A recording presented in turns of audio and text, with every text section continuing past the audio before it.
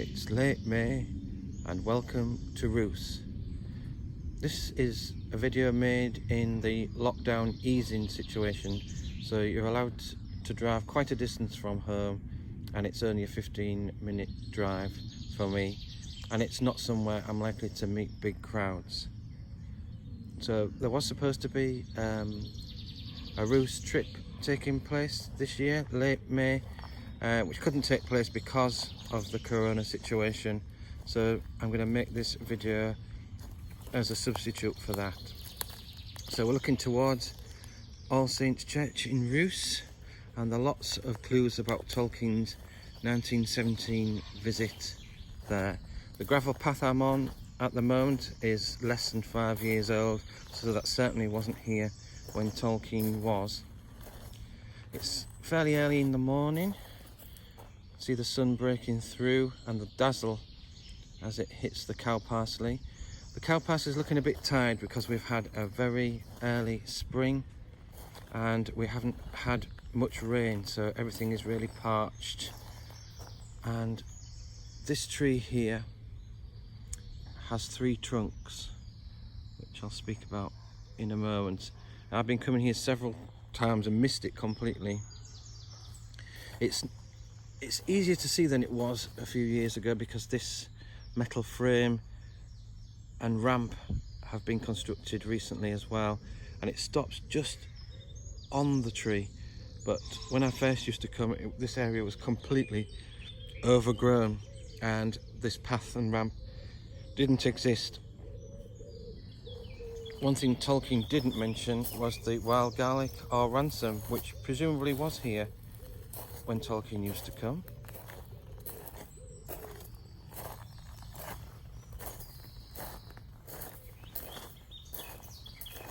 This is the main avenue.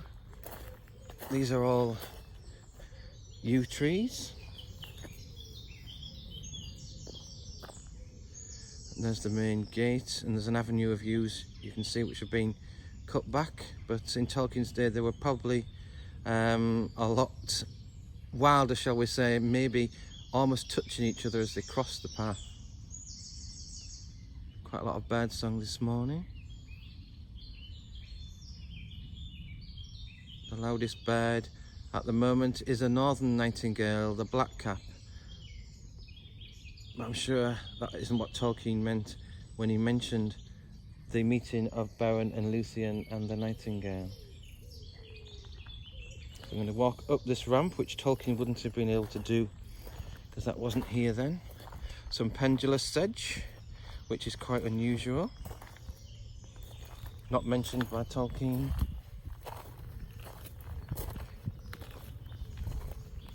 More cow parsley, and then the yellow flower is herb bennet, a shortened form of Benedict, because the Benedictines, Roman Catholic order of monks.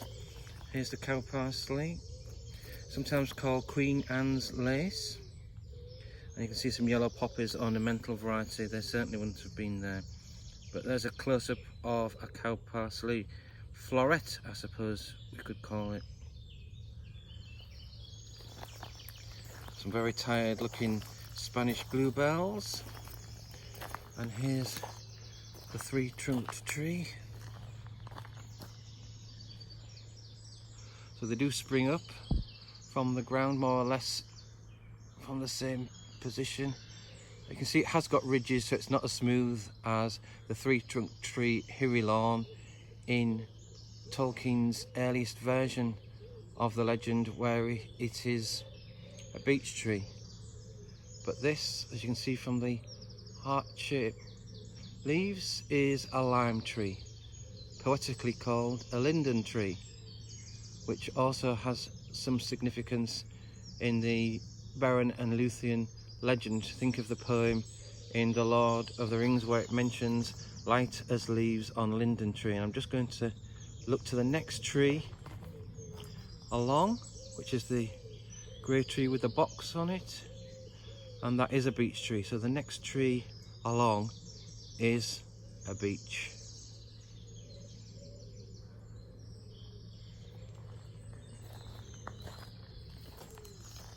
up to the church door. So as I said before, this is All Saints Roos. It has a very high church atmosphere even today. So Tolkien, as a Roman Catholic, would have had to go into Church of England premises in his academic life, which hadn't started as a tutor anyway by 1917. Right, the atmosphere would have been congealing in there. So the woodland, which we think is where Edith danced for him, is very close to the church. You can see it here. This is the north side of the church. Sycamores, mainly sycamores actually. Now the cow parsley does grow in the churchyard, but as you can see, everything's been hacked back. As we're passing, just a rather unusual feature of the church is this strange watchtower, which apparently used to be larger but has been made smaller. And apparently from the top of there you can actually see towards the sea and the village of Withensea, where Tolkien visited Edith when she lodged there in, I believe, August 1917. Now this railed off area is just close to the church, as you can see.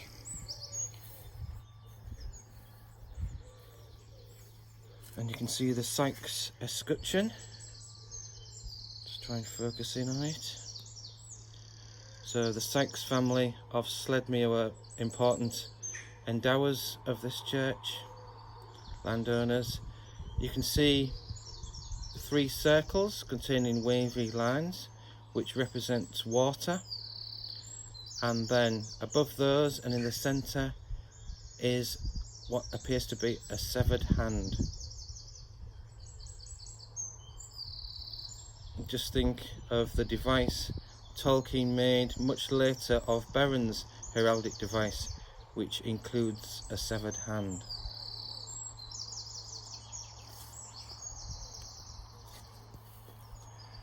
Looking across, one of the species of tree mentioned by Tolkien are the chestnuts, which were in flower in June 1917.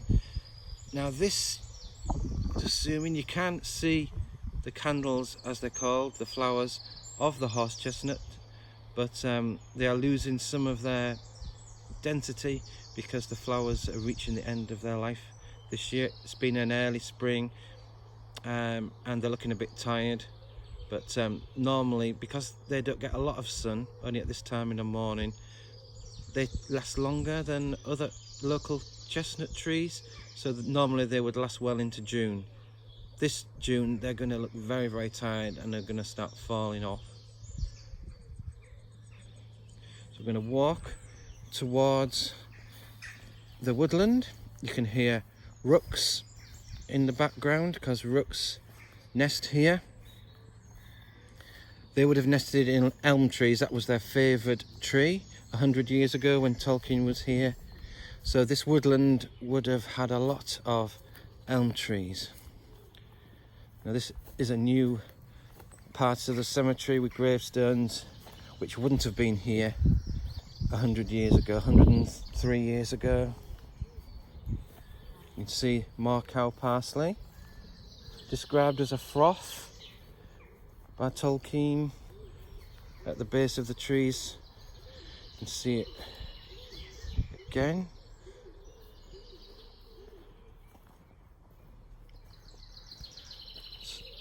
Singing birds just coming out towards a chaffinch.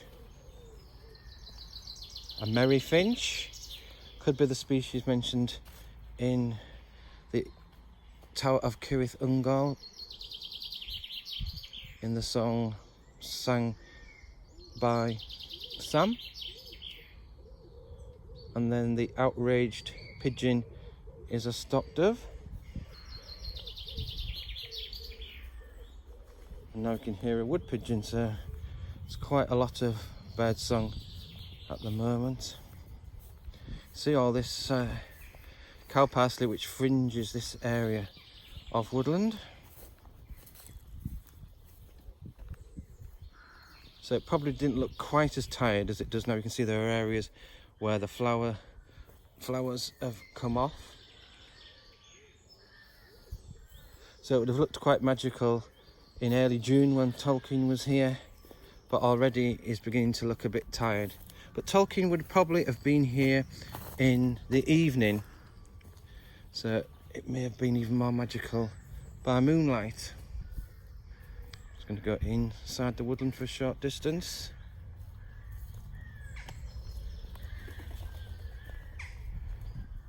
So there's jackdaws as well as rooks. Robin has just flown out ahead of me, but you can see how dense the hemlock, as Tolkien called it, or the cow parsley, does get. Blackbird singing. So it isn't impossible that there may have been nightingales here in 1917.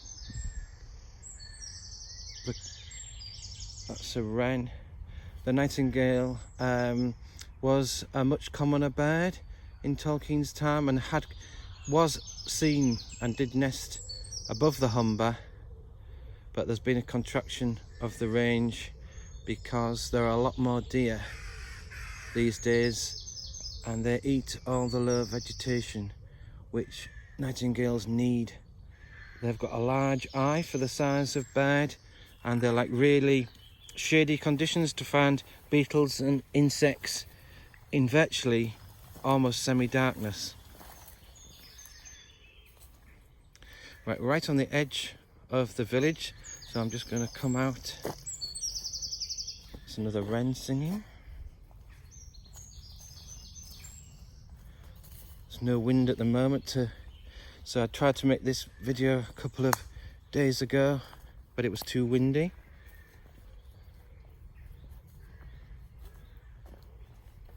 So here's something that Tolkien certainly wouldn't have seen.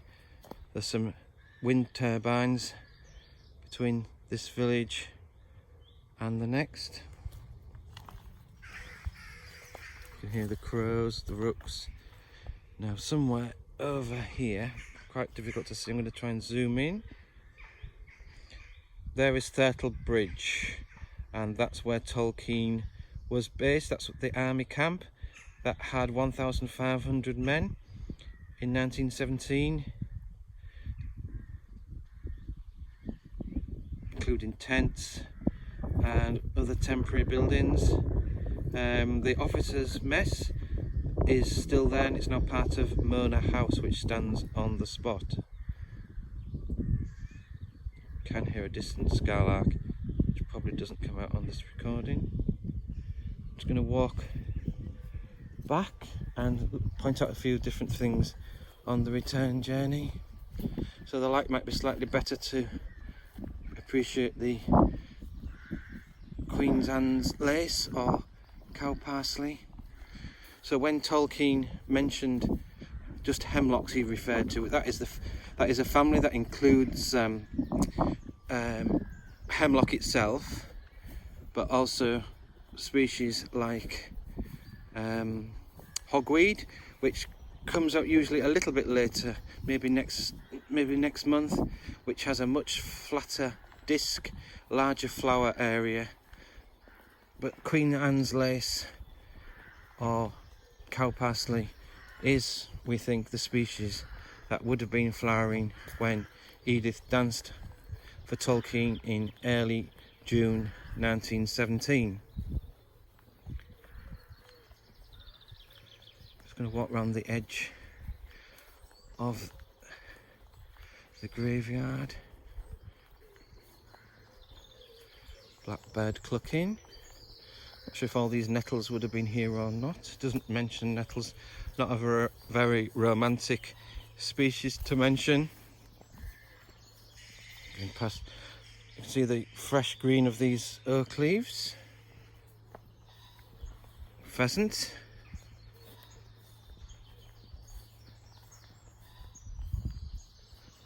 Going to walk around the perimeter edge of the woodland.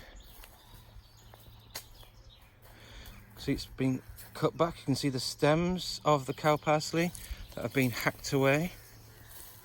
Did speak to someone last year, and they did promise us that the cow parsley wouldn't be ruined. Apparently, it seems hard to believe, but a lot of brides think the cow parsley is untidy, and they ask it to be cut back for their weddings. Now, here we have the white froth, looking quite splendid here, with All Saints Church in the background.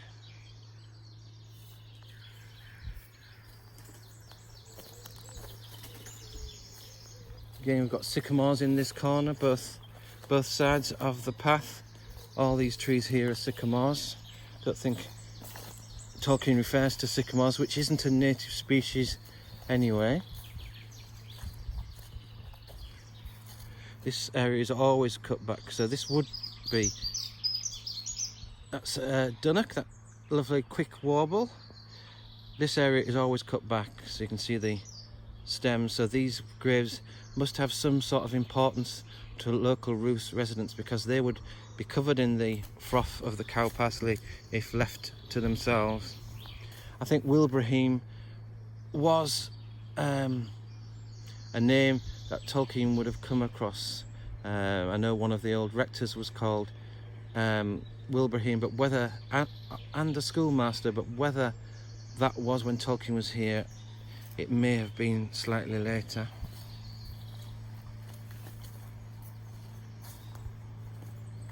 You hear engines, we're going past the Yorkshire water plant, so the humming noise is probably from there, which Tolkien wouldn't have heard.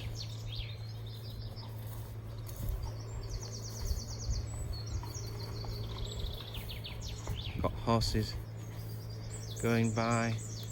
Oh, they would have been heard here then. Just stop here and look at the church from this angle, because there's quite a attractive, unusual grave there in front of the church.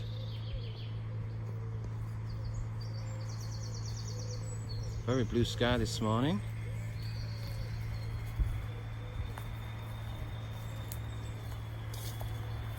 Now this area would normally be covered in cow parsley, but this has been hacked back.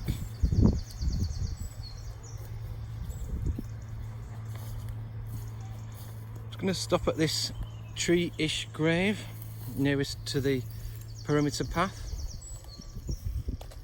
and it says, in loving memory of Edward Thew, T-H-E-W, Turnbull, physician and surgeon for 12 years in this parish, who died July the 29th, 1899, age 50. So that grave would have been here when Tolkien was. His eye may have been drawn to the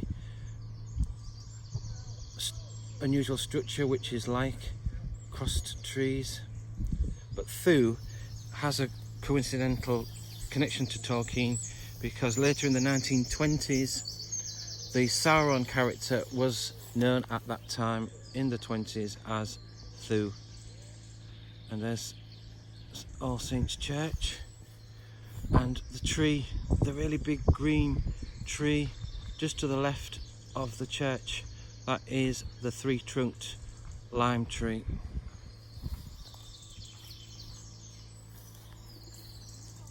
Just going to come along the perimeter path. Once again looking at the church.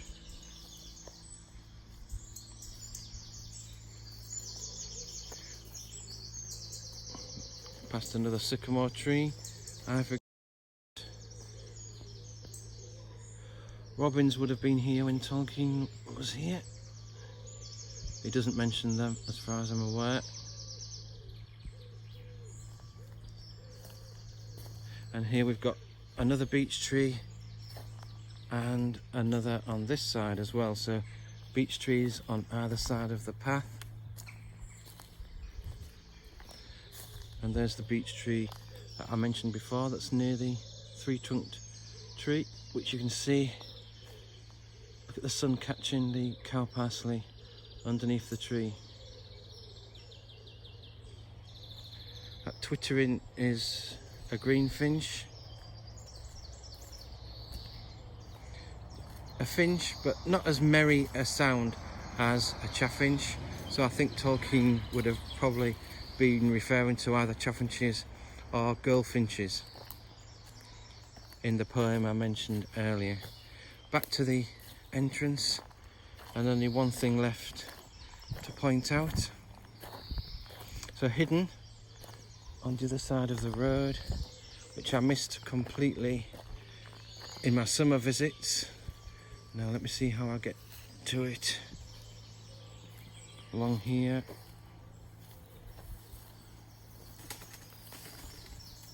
Now this is the hidden Roos Beck, which flooded the village in June 2009, but at other times it's almost invisible. Just think of the river Esgaldwin in Doriath. Esgal means shaded or veiled, and this waterway does look veiled by all the vegetation, and it's so easy to miss. I only noticed it on a winter visit when it was fed by rain and was moving. You can see it's very slow moving. Okay, so that's an introduction to all the features around the church in Roos. There are some places in Roos where Tolkien is said to have lodged, but they are much further away, so I've only gone to the places near the church. Okay, thanks for your attention.